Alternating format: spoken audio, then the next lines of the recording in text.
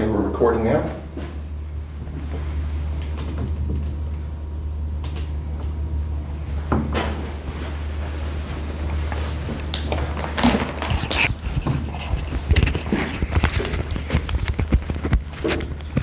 There we go.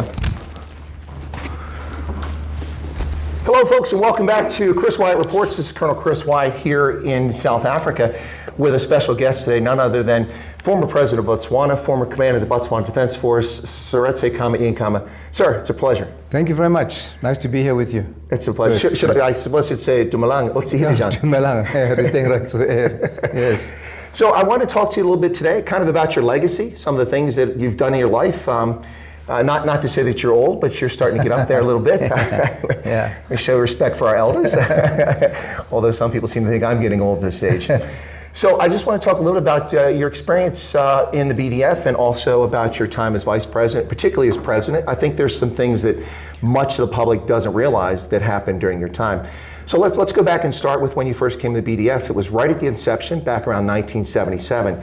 And of course, for those who aren't familiar, Botswana didn't initially have a defense force. They just had a police service, but the incursions from Rhodesia were causing issues and from South Africa. So in 77, the government took a decision to create a defense force. And you were there at the beginning.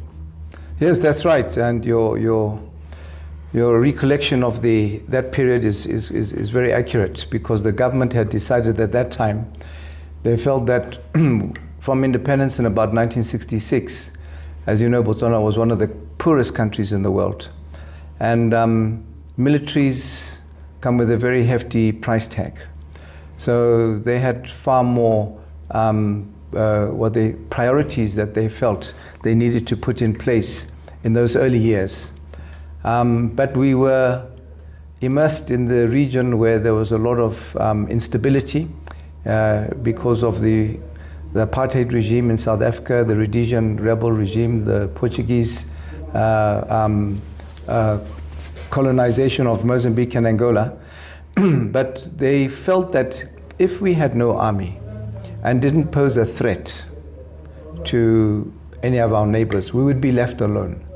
But the opposite happened. Because we had no army, people took advantage.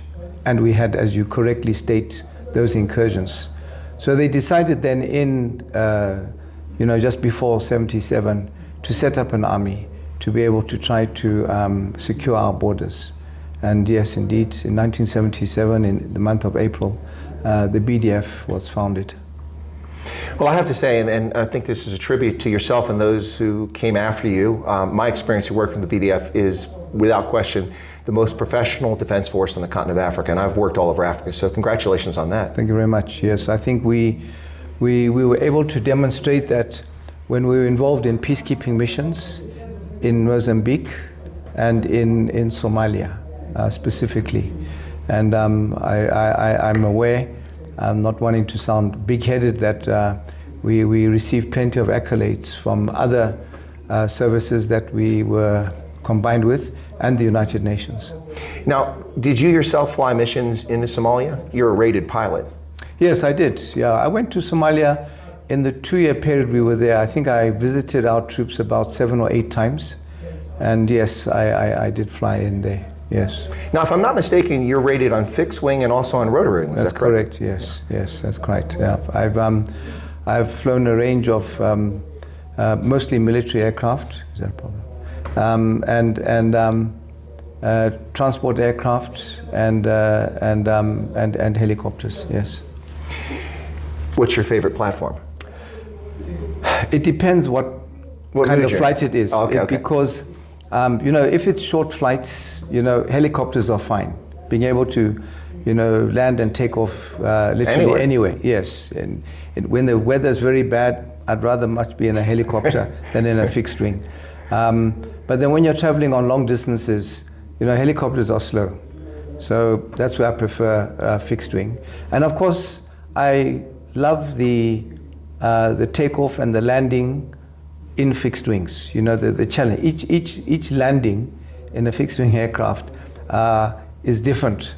Whereas with a helicopter, it's identical. You just got so much control over the machine as compared to fixed wing, because of the, the wind conditions, the heat and everything, which don't affect the helicopter as much as it does with fixed wing. And other considerations like pressure, altitude, which affect how quickly you can rise. Yes, indeed. Yes. Aviation. Did you and do you enjoy being a pilot? Is that something that you find? Very much so, and I still, even now, try to maintain my licenses. In fact, just recently I did my flight medical, and I'm intending to try and get my Botswana license validated to be able to fly in South Africa as well. Well, that'll be excellent. I know once you get behind the stick, it's difficult to step away from it. Yeah, it's very difficult, yes. So you eventually rose up through the ranks. You became Lieutenant General, which is the highest rank in the Botswana Defense Force, and became Commander of the BDF. Yeah.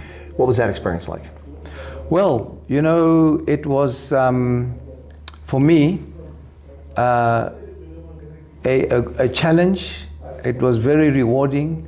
It was something which, to be able to fashion an organization like that in your own mind, to try to tailor-make the requirements. Yes, when you form anything in that manner, in that style, there are various laid down systems that are in place, the formations, the way they are done worldwide. And from the beginning, when we formed the BDF, we were able to tailor-make the BDF to our requirements. And the idea was always to have a small but very well equipped military, because we knew that in the region we would never be able to compete in terms of quantity when it turns to manpower and even equipment. But the idea was to be a deterrent to anybody who thought they should try to violate our territorial integrity by having a small but well equipped. And I think we managed to achieve that. And in addition, and just as importantly, also a well-trained defense force. Well, and it's not just a well-trained defense force. I would argue that the Botswana Defense Force is also a force for good in many respects. So for instance, when you became president, after being vice president, it's when I first arrived in Botswana and I was stationed there with the American Embassy. The BDF was responsible for the men's sector for HIV, the campaign against HIV. They also do many other things, missions. I don't know if this started during your tenure as commander, but the anti-poaching operations, people violating your sovereignty, taking wildlife. I know that's very important to you as a person involved in conservation, but it seems to me that the BDF is a force for good overall in Botswana. In fact, I was the one who started that anti-poaching Okay. operations, yes, in the mid-1990s. Because you would remember that South Africa democratized in 1994, and really from that point on, the threats along our borders and to our country disappeared literally overnight. And even slightly before that, when after the late President Mandela was released. So in the BDF Act, and I think it's similar to many militaries, we also have that role to be an aid to the civil authority. And clearly our anti-poaching teams in the Department of Wildlife were overwhelmed. And there was a lot of poaching going on and a lot of damage. We lost a lot of animals in the years leading up to that. So we got involved in that. I went to see the president then and said to them that, I think the BDF could play a good role. Also, it's important that I always have felt having soldiers just lounging around in the barracks, conducting training exercises, sweeping the streets, that type of thing, You can do training exercises. You can go out into the field and conduct training after training after training. But it gets to a point where, that realism of, being on the ground in the environment that they're supposed to be. They're in the bush, on their feet, walking patrols, carrying out counterinsurgency operations. The anti-poaching gave us all that. And I think it put us in very good stead when it came to our peacekeeping operations in the two countries I mentioned. It's interesting because when I was there, of course, the Botswana Defense Force was looking for assistance from the U.S. for training and things like that. And often the answer in the past from my predecessors has been, well, we don't do anti-poaching U.S. military. I said, take a breath. We don't have to teach anti-poaching. They know how to do anti-poaching. We have skills in staff planning, we have skills in logistics and transportation and other things that aid in anti-poaching operations, which are beneficial to BDF. In fact, we were able to get some of that to help the BDF, because it's much more than simply going out and hunting the poachers. It's all the stuff that supports it. Yes, indeed. In fact, I remember some of the areas we patrolled in, like in the Okavango, where we have a lot of wildlife, and we wanted to ensure, but not only in the Okavango, we had other river systems in the countries which were in poaching areas. Chobe? Yes, in the Chobe and the Linyante areas. The US gave us airboats, which meant that, you know, we were able to access areas, swampy areas, which normally we wouldn't have been able to access. So, but you're correct in terms of training for logistics and what is needed to back up, whether a military is involved in anti-poaching, because anti-poaching, at the end of the day, it was conducted as a military operation. So everything, you know, came together. So yes, indeed, the assistance we got, and we also were given these Vietnam-era reconnaissance vehicles, the 337, the Cessna 337, the push-pull aircraft, to carry out reconnaissance in those areas. So yes, we were certainly, we benefited from that. Well, I think that we could probably argue that the anti-poaching operations, by and large, have been a success in Botswana, where there have been some serious challenges here in South Africa with poaching, particularly rhinos and elephants, but especially rhinos. But in Botswana, in fact, things have been so successful that Botswana has more elephants than the rest of Africa combined, it seems.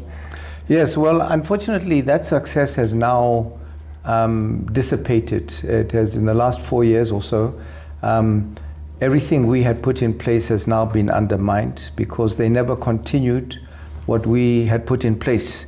And we worked very hard, you know, in terms of the manpower resources, financial resources, our cooperation with neighboring countries, and where during my time in office, I think we lost only 2 rhinos in 10 years. And then we were able to reintroduce rhinos, because we used to have rhinos in protected areas, in sanctuaries. There's a Khama Rhino Reserve. Yeah, the Khama Rhino Sanctuary was the first one. And from there, breed up rhinos, put them into the wild. We got rhinos donated from South Africa. They were put into the wild. And we were starting to build up a very viable and healthy population of rhinos in the wild, which was also contributing to enhancing our tourism product. But that has now all gone in such a short time, because the same number of people who we had in the field who are still there just took their eye off the ball. They were allowed to take their eye off the ball. There was no interest in conservation. And we lost about, of the rhinos in the wild, not those in the sanctuaries, 2/3 to 3/4 of our rhinos in the past 4 years. In that past 4 years, yes. Wow, that's insane. So they then resorted to now relocating them elsewhere. But even in that process, it was so badly, it was mishandled that many rhinos died in that process of trying to relocate them. And the transport and such. Yeah, it's not an easy thing to do. I think a lot of people who aren't familiar with conservation don't realize that you can't just, you know, stick a rhino in a vehicle and transport them. You've got to anesthetize them, you've got to do it at the right level. I mean, all the rhinos we brought in, I don't recall any rhino which was brought in from South Africa or where else, or even within the country when it was transported to the wild, lost its life. But then when they tried to move them, you know, within the country, and not great distances, you know, they lost quite a lot. So it was just, you know, indifference and incompetence which caused that. Well, we'll come back more to the topic of what's been happening the last 4 years later in the conversation, but let's stick with conservation for now. This is a good segue. You are a committed conservationist. I was once a dairy farmer, and so I believe in taking care of the environment and being responsible. It's there for us to use, but preserving it as best we can and renewing it. I believe that's something that's very important to you as well. You've been involved with Conservation International for a long time, and in fact, I think after you retired from service as president, you became more active in that. Is that accurate? Yes, I was there right from the time I was vice president as well. I was with Conservation International and when I was president. And I'm no longer with them, but I continued. I'm with another organization. I've been asked to be president of the advisory board of Green 14. And then here we set up a new trust the Guardian Angel Wildlife Trust and Wildlife and Marine Trust, which is going to be specifically targeting ensuring that the protection of wildlife. So yes, I'm still involved in that, and I've also been assisting an organization in the UK to persuade, influence members of parliament in the UK to put a ban on trophies from hunting being imported into the UK. Yeah. Interesting. So let's shift a little bit. You retired from the military in '98 and entered politics. You became vice president. President Moai brought you in as vice president, correct? Yes, correct. That's correct. I had never intended to go into politics. It wasn't on my radar. You know, the situation in the party at the time, there was a bit of instability. The Batswana Democratic Party. That's right, yeah. There was a bit of instability due to factions, which is sort of normal in any political arena. So he wanted a neutral person to come in from the outside, and then he asked me if I would join him and his party, and serve as vice president. Yeah. Now, did your stature as a Kosi for the Mangwato people, and perhaps as the son of the first president of the Republic of Botswana, did that stature help play a role in that choice in bringing you in? I would like to believe so. I think so. There's no doubt. I think more because of who my father was, that he felt that would I would be acceptable to people. My father having been one of the founders of the BDP, that maybe, and I had up to that point, I'd like to believe, and I hope I'm not sounding arrogant or conceited, that I had, you know, made an impact and a legacy on the BDF as well, in how we had grown it and what it had become. So your time as vice president, did you have a particular focus area that was handed off to you? In our country, traditionally vice presidents, until the more recent past, have kind of just been there. They've been figureheads. But in the more recent past, we've had some active vice presidents in the United States. As vice president of Botswana, what was your role? Because you did that for a period of time, about 10 years. Yes, well, of course, the vice president, it's entirely up to the president.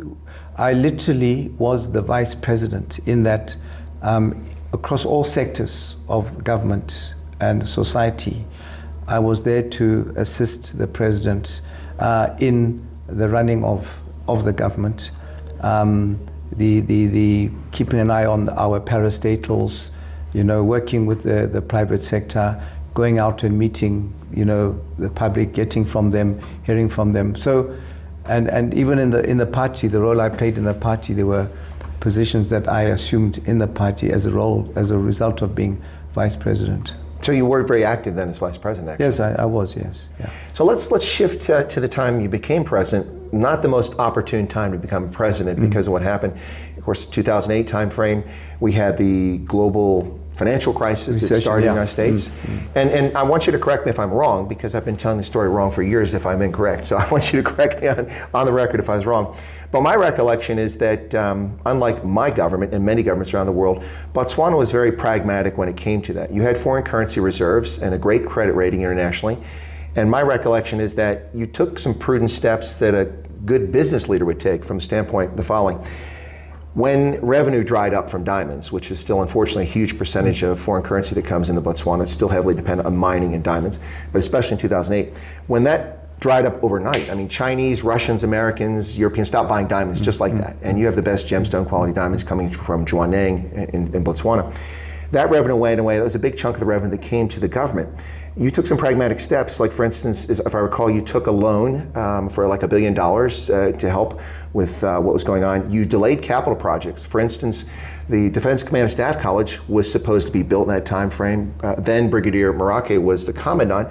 And instead of building it and spending the money on capital at Glen Valley, they actually deferred that capital project until revenue came back. and released a primary school. So I think that's a pragmatic example.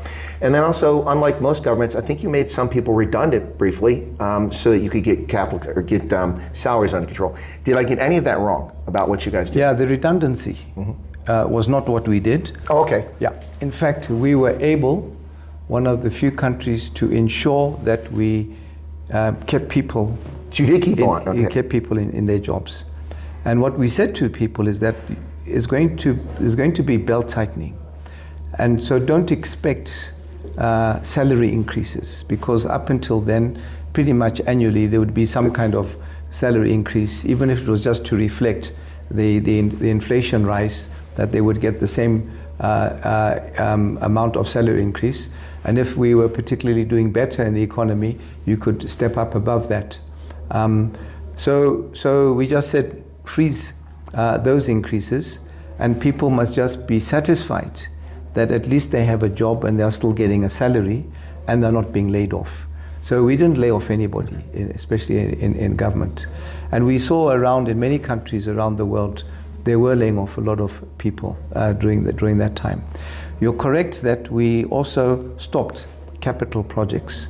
The only one we kept going were the water projects, because water is vital to the economy. So we had to ensure that we continued with the construction and completion of our reservoirs, our dams, and water pipelines, which we were able to do.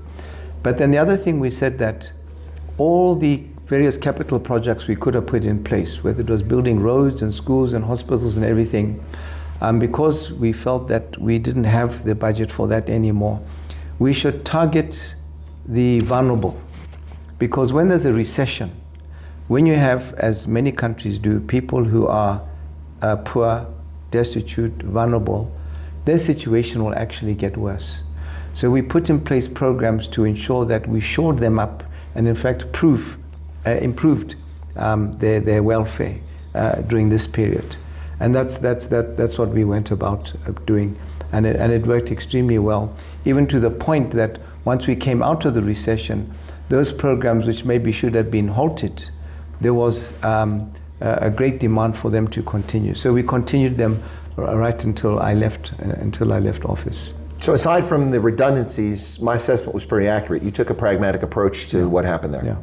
I think the reason I bring that up, Mr. President, is because I think a lot of people don't understand just how bad things could have gotten in Botswana, for example. So dependent on revenue that wasn't coming in anymore, and you took prudent steps that many governments don't do. They just keep building and go on, and the money's not there, and then they wind up in an even greater problem and have a longer time coming out of recession. But Botswana came out of that recession pretty quickly in the scheme of things. Well, that's how we took that opportunity then. Because when you have become, something we've always been aware of, is dependency on one engine of growth for the economy, which was in this case diamonds. So we've always been talking about diversification. And that is why we went into tourism, the sector, in a big way, and what we did. So all these things we've been talking about earlier, about bringing in rhinos, banning hunting, and so on. We were able to, because around us, every country has wildlife. Namibia, Zambia, Zimbabwe, South Africa. So how do you distinguish yourself? And yeah, exactly. But we did. We managed during the later periods of my presidency, we won a lot of international awards in recognition of what we achieved in terms of conservation and tourism. And it really grew. Significantly. So that was one thing that we did. We also grew the agricultural sector. I know in the first year, we actually tripled our cereal production through a program that I introduced. And because again, we saw at the time that the cost of food was rising. And we were importing a lot because essentially being a dry country, food production was always a challenge. And because of the erratic rainfall. And I just said, no, we can't roll over and surrender. There must be something we can do to take advantage of places when there is good rainfall, places where we do have good soils for agriculture. And when we went into those in a big way, and like I said, we tripled our production there. We encouraged livestock rearing, especially for the disadvantaged in the society, so they could sustain themselves. And we got to the stage where that people were able to produce enough food for themselves and to sell it to the public and government institutions. Well, I'm glad you brought the agriculture up, because when you're president, I was scratching my head a little bit. We're in a desert here, and President Khama wants an agricultural nation other than cattle. What's his plan? And some people had told me that, well, the idea was to take water from the Chobe and have crops along the Chobe riverbanks or something like that. But I never got the full story. So this is very helpful to explain a little bit what was going on. I didn't realize you tripled grain production. That's very impressive. Yes, we did.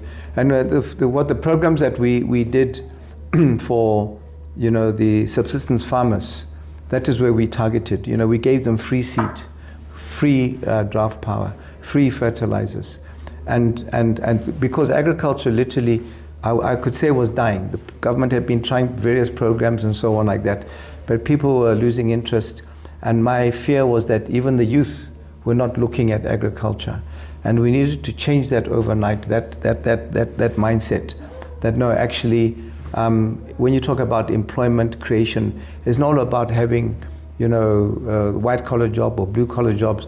You can even be out there in the agricultural sector and make a very good living and feeding the nation, and contributing to national revenues. Now, when I taught my students at undergraduate and postgraduate, I taught at the War College, of course, I'd ask my students what country in Africa was never colonized. And invariably people would say Ethiopia or Liberia, and I'd correct them and say that, well, Liberia was colonized by former slaves and free blacks from America who introduced an alien political system to the indigenous groups in Liberia. That's colonization. And Ethiopia, although they're quite proud and I understand their history, and they should be proud of their history, they were briefly colonized, at least in Addis, by the Italians during the Second World War. And then people scratch their heads, so what was the only country? I said, well, it was Botswana. Bechuanaland was never colonized. The Dikosi approached the British and said, hey, would you help us? And it became a protectorate. Do you think that played a role? First off, do you think that's an accurate perception? Well, I suppose in a way, literally you could say that. But colonization came in various shapes and forms. And even though the three chiefs went and asked the Queen then, Victoria, to have Botswana as a protectorate, the way they conducted themselves, the way they ran the country was the same as what they did in countries they had colonized. There wasn't really any difference. And we also had, as a colony, I still consider that we were a colony of Britain, even though we are protectorate. We still had to go through the various processes and procedures to obtain independence from Britain. We weren't. We just declare we independence. couldn't just say no. We're declaring independence because we are not a colony. We're a protectorate.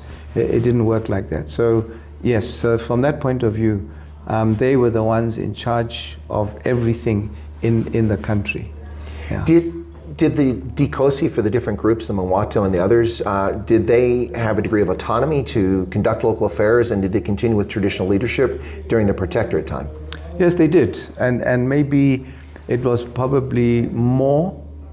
They probably had more autonomy than they would today, because I think even from the British point of view, if they were able to conduct their affairs in a more or less in a fashion which would maintain order and stability and peace and so on, let them get on and do it and lessen them. But they still had their district commissioners all around the country, keeping an overall eye on what was going on. Do you think, or do you believe in any way that perhaps that degree of autonomy helped, so when Botswana was ready to become independent, that you were able to take off and get running with people who experience as leaders? Did that play a role? I think anyway, even without the British or that degree of autonomy you talk about, it was part of our tradition and culture as the people of Botswana, that the way they had conducted their affairs, even pre-British days, there was a method in how communities were governed, if I can put, or let me say led by their chiefs, that everyone bought into. And it was one based on what we have today, or what we used to have, was the democratic dispensation. And that's why it was so easy for us to transition into a fully fledged democracy from independence. Absolutely. And I think there's another issue here that, now I'm not trying to speak ill of South Africa, I'm just trying to make a comparison, and I think this is important. The issue of race, which to me is kind of a made-up concept, race. We're all Homo sapiens. You know, if we weren't, we wouldn't be able to. You wouldn't be the offspring of your parents if such things were possible. So, in Botswana, there's a marked difference to how people approach ethnicity and race than there is in neighboring South Africa. And of course, we know the history and legacy of what was going on here. Did the fact that your mom is English and your father is a Mangwato, did that play any role in helping Botswana, or has Botswana always been the way where people are very tolerant of others? So when I go around Botswana, if I see a white man with a black woman or a black man with a white woman, nobody notices. It's and nobody questions it. It's just how things are, and nobody cares for the most part. Do you think that's a legacy of just the Tswana or the Setswana speaking people, or is it something to do with the beginning of the country and your parents? No, I think that people of Botswana have always been very tolerant. And I think you would find that when people go to the country, visitors, they would always talk about how friendly people of Botswana are. And that is because they don't look on you, differently. Yes, they may recognize, like we all do, this a different color, different, this, that, or the other. But essentially, like you said, you're a human being, and they recognize that, and they just have that natural disposition of goodwill towards other people, and they express it in the way they go about their lives. So, of course, it would have helped that, my parents being from different parts of the world, my father from Africa, my mother from Europe, from England in particular, next door to neighboring South Africa, that just sort of was a demonstration to everybody of what is possible when it comes to interhuman relations. So your parents, it seems like they gave you and your brother good values growing up. Yes, definitely, indeed. We certainly learnt from them and from being in Botswana, because I went to school initially in Rhodesia, which was a period of, it was sort of like a smaller type of apartheid South Africa at the time. And then we had South Africa on our doorstep, Namibia, which was Southwest Africa on the other side, where the same things that were going on in South Africa were happening there. So yes, we were caught there, and I was sent to a school in what is now Eswatini, then Swaziland, which was a multiracial school, and one of the few, if not the only one, in Southern Africa. And I think that taught us a lot, and having parents like we did, who would always be emphasizing the importance of ensuring that there is this tolerance between people and recognition of other people as fellow human beings went a long way in our upbringing. So your role as a traditional chief, is that something you're comfortable with? I mean, when you have a khutla, when you meet with people, is it something you've done throughout your adult life, or is it alien to you? Well, it's not alien, because in the political arena, when I was president, I did a lot of khotla meetings, meetings in traditional places with people as the president, more than as chief. So it was fairly natural then to do that. And right now, I'm referred to more as a chief than I am as a former president back at home. And that suits me. That's fine, because that's really what I am, and it just maintains that link between you and people. And those other tribes that I'm not chief of in Botswana also recognize you as a chief wherever you go. But as a former president, I also reach out to them, all of them. Just not, I don't constrain myself to just my tribal territory, but all over as former president in the charitable work that I do. Now, A lot of people look at Botswana and say one of the reasons it's successful is because it's homogenous. But if you look at Botswana, it may be largely homogenous from a standpoint that Setswana speakers there, but you have various groups of Setswana speakers there. And also you have the Kalanga who came in from Zimbabwe, you've got San that live in the country, you've got those of European descent, you've got some mixed race, and even an Indian community in Botswana. I think, and please correct me if you disagree, I think that the tolerance we talked about earlier amongst the people of Botswana accounts for this variety of different people and how they seem to get along. Yes, I mean, one of the things I did, I promoted culture a lot when I was president. And we used to have days set aside where people were able to express their culture through, whether it was the food they eat, the traditional dancing, poetry, and all sorts of things. And there's one group right down in the south of the country who you would probably describe, the nearest I could describe is as colored people. Sure. Who have relations on the other side of the border. Yes, exactly. And they speak Afrikaans. Yes. Right. You heard about them. They have, amongst them, the common dance is called the polka. And so when I started this thing and we brought people together, and in each area there would be competitions for the best dancing groups showing their traditions. And then we would have one day in the year where the winners in the different categories would come together and be able to show what they had achieved. And that's when a lot of our people saw the polka for the first time. And then many schools all over the country adopted the polka. So that is an indication that they weren't going to say, no, we're just going to keep to our own traditional type of dance. And when I visited a lot of these areas, they would have their kids performing the polka. So yes, it was.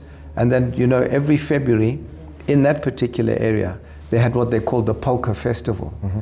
And not only did the groups who came from that area participate, but even groups from outside that area, where polka was not their traditional dance, came in to participate. So they turned into a big competition. Yeah. So so the integration you saw was tremendous.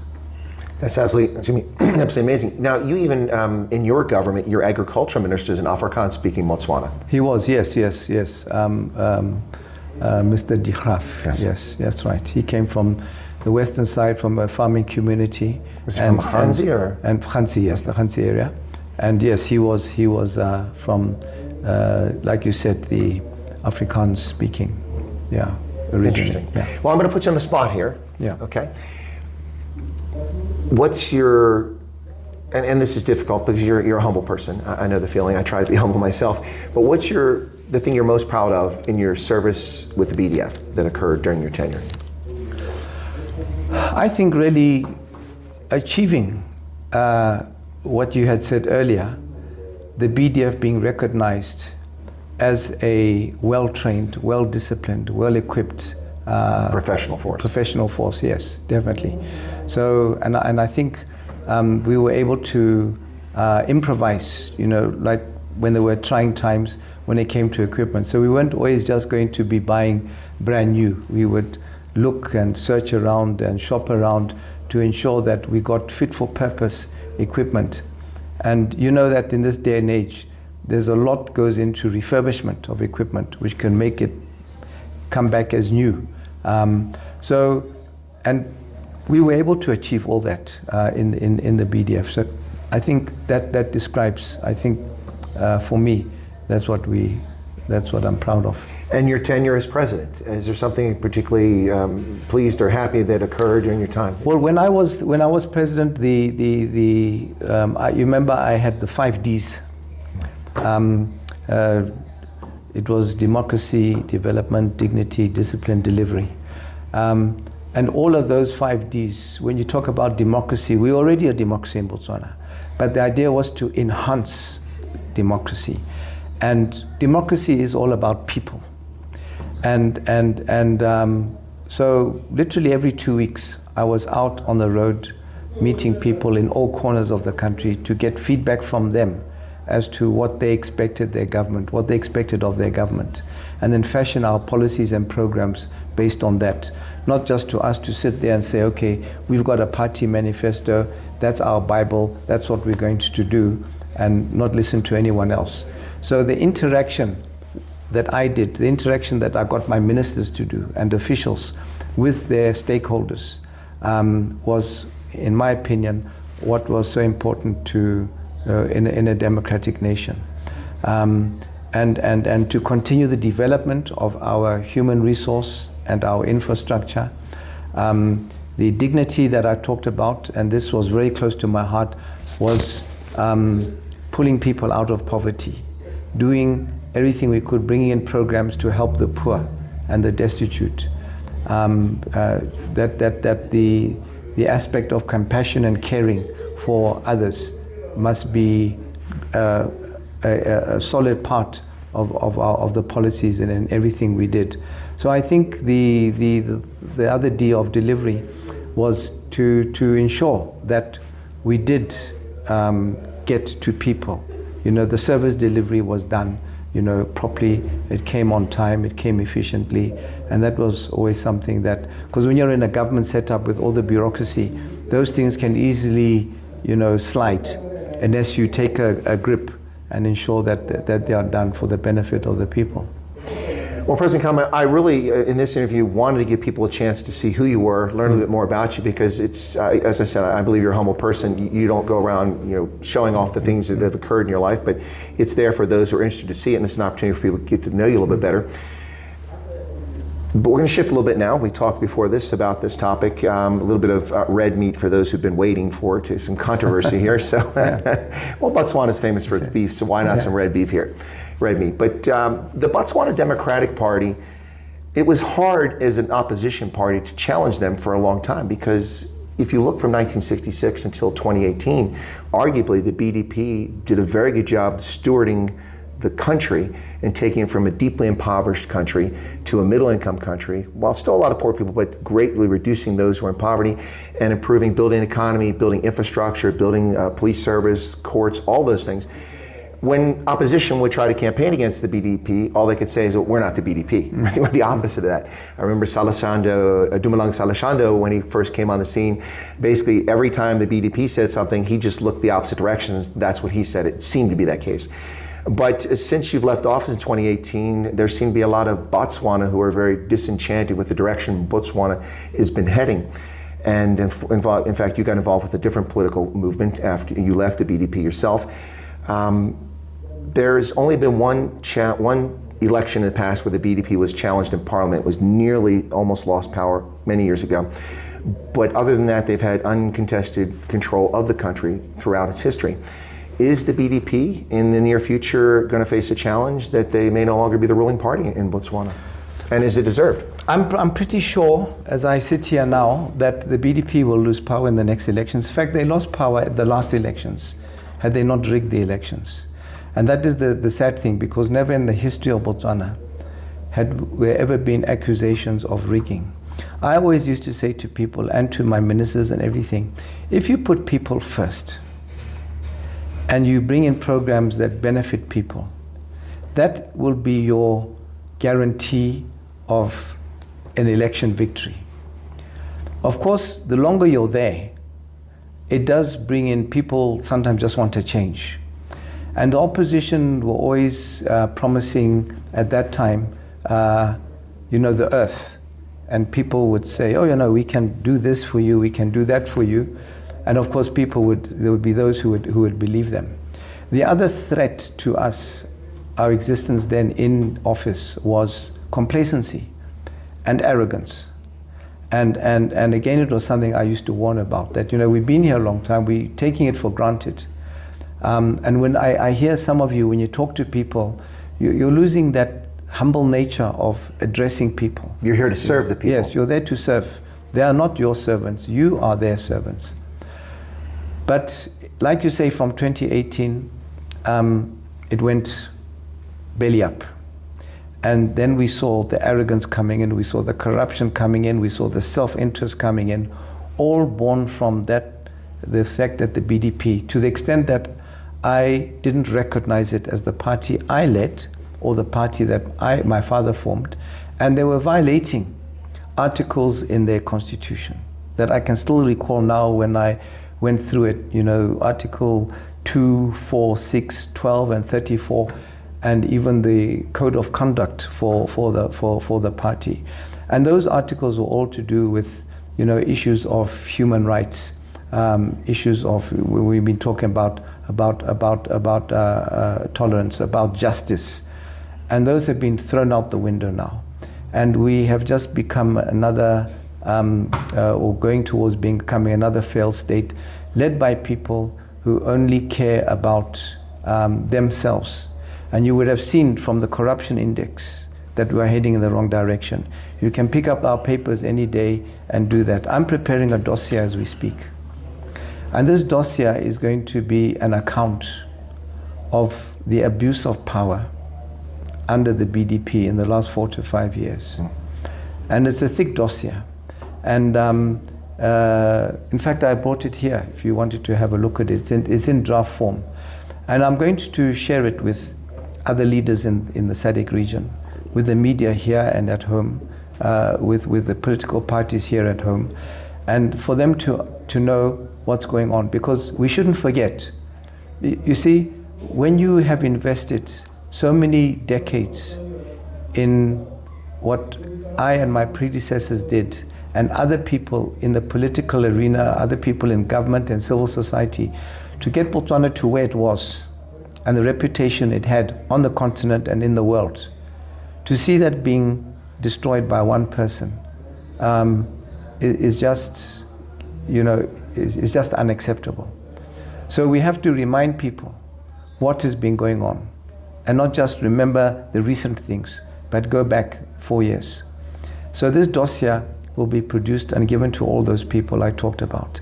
It'll also serve as an aid memoir for the political parties to use when they're going around during the election campaign for the next elections, to also remind people what has been going on in the last 4 to 5 years. And lastly, once the elections are over, and like I said, we know the BDP will lose power, is to then use that as a basis to conduct investigations into the abuse of power and hold those who are abusing power accountable for their actions whilst they've been in office. Wow, that's quite powerful. You know, it reminds me when you talk about holding investigations in neighboring Zimbabwe, which of course you stood up in SADC as one of the few people to challenge what was happening in Zimbabwe. Neighboring Zimbabwe, people said, why won't Mugabe leave? And I said, well, because he wouldn't leave on his own initially, but then people around him wouldn't let him leave. They wanted the old man to stay because they're worried about investigations and what happened in Matabeleland and all the corruption and the theft and all the money that disappeared over the years. And that's probably why ZANU-PF never left, even though they lost an election. Mugabe lost in 2008 and he still stayed in power.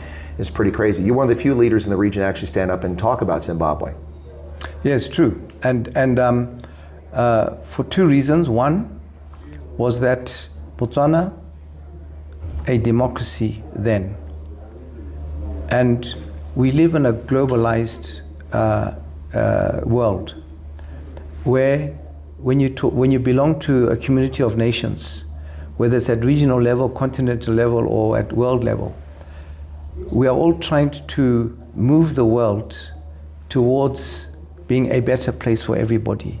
And there are certain things which we have to accept should be fairly standardized. And democracy is one of them. So when you have threats to world peace and the world order, like China and Russia, for example, we have a challenge.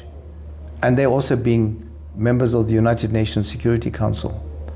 But here we are, Botswana, a small country, but right on our doorstep, a neighbor, where what we are trying to do and preach is being undermined. We're not saying Zimbabwe must follow our model, but certainly what they were doing was totally unacceptable under Mugabe. And I wasn't prepared after those 2008 elections you talked about to recognize him as president because they stole the elections. They rigged the elections. Absolutely did. Engaged in brutality. So I just thought, no, that's not going to happen. And even if I'm the only one in SADC, which I was, who will stand up and say it. So I think from that, we saw the GPA come into place, where the opposition were brought into government. Because I think it was recognized in the region that SADC would start breaking up. If Botswana, even though a small country, but the SADC headquarters is in our country. And we were starting to take exceptions to that. And the second thing, which really, really frustrated me, was here was somebody, an icon.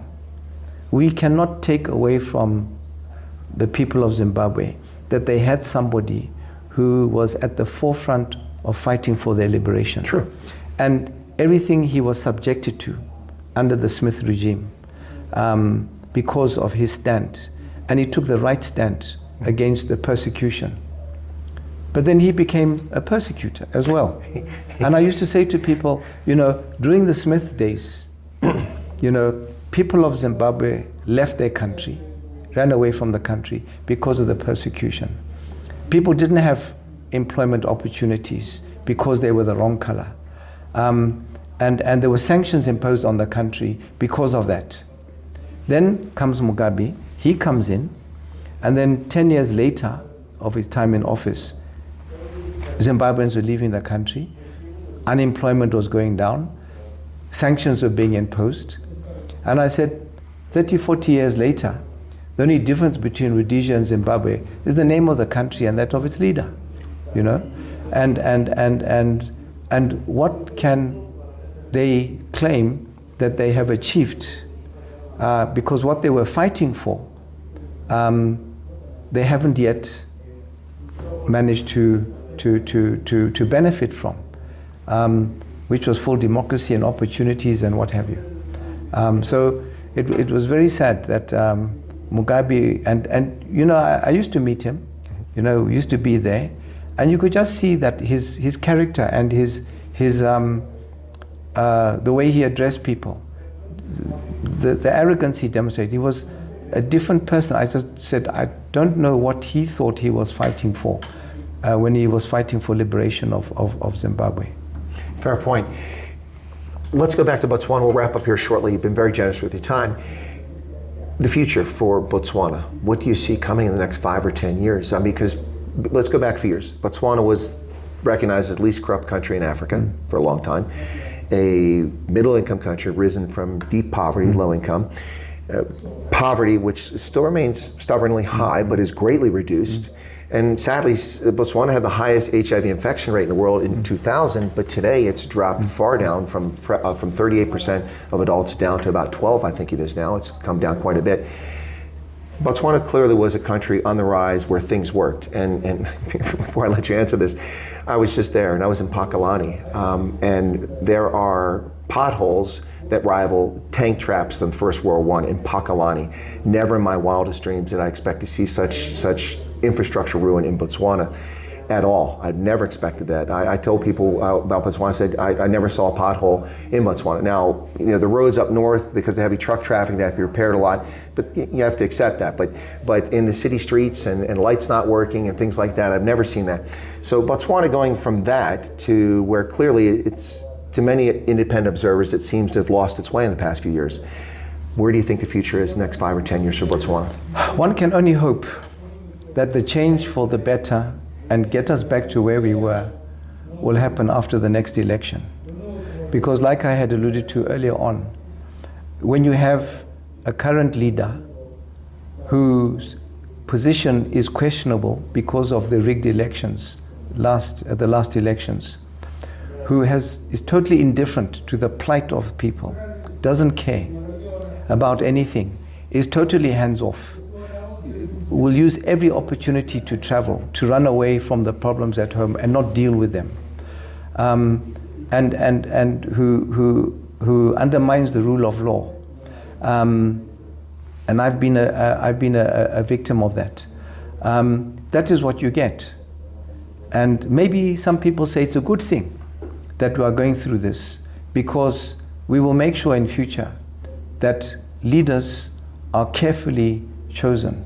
And held accountable. Yes, and held accountable. And you don't have what is going on in this country, where we have lost in the last 4 to 5 years, under his leadership, almost everything we worked for and toiled for in 50 years.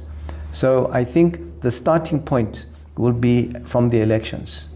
And I'm going to tell people that don't expect miracles from a new government within a short period of time, because there's so much repair to be done. To get us back to where we were. Even when you talk about infrastructure, you know, those potholes and everything you talked about, that is the indifference, because a lot of the money has been wasted.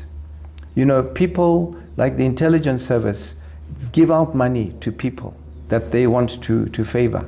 You know, for what reason? They're given several millions of pula to spend, and it goes, the head of the intelligence service, there's a docket for corruption against him, and you would know all this.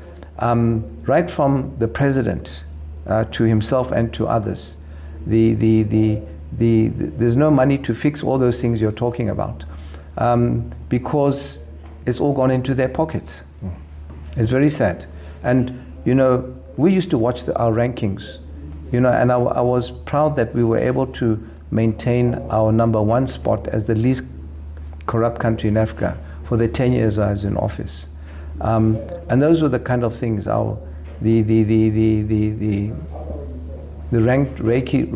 rankings and ratings that were put out by various organizations were, you know, you could sometimes dispute the accuracy here and there. Some of them is based on perception, but generally that's how things work, and those things matter.